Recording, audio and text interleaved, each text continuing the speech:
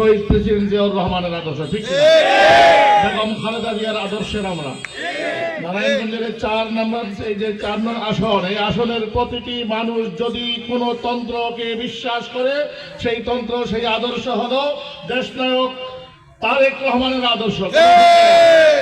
আর যারা বলে স্বতন্ত্র মানে নিজের তন্ত্র, নিজের আদর্শ, স্বশিক্ষিত অর্থাৎ তার কোনো সার্টিফিকেট নাই, নিজে নিজেই শিক্ষিত, তাকে বলে স্বশিক্ষিত। আর স্বতন্ত্র নিজের তন্ত্র। আমরা এখানে কারো তন্ত্র বাস্তবায়ন হতে দেব না। তন্ত্র যদি চলে সেই তন্ত্র, আদর্শ যদি চলে সেই আদর্শ, শহীদ প্রেসিডেন্ট জিয়াউর রহমানের আদর্শ, একমাত্র আদর্শ যদি চলে সেই তন্ত্র এবং সেই মন্ত্র সেই আদর্শ হবে তারেক রহমানের আদর্শ।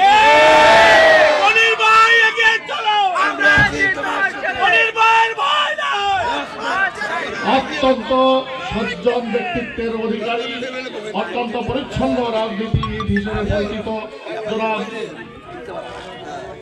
অধ্যাপক মামুন মাহমুদ সাহেবের যে প্রাঞ্জল ভাষায় যে কথাগুলো ছিল আমার মনের কথা ছিল।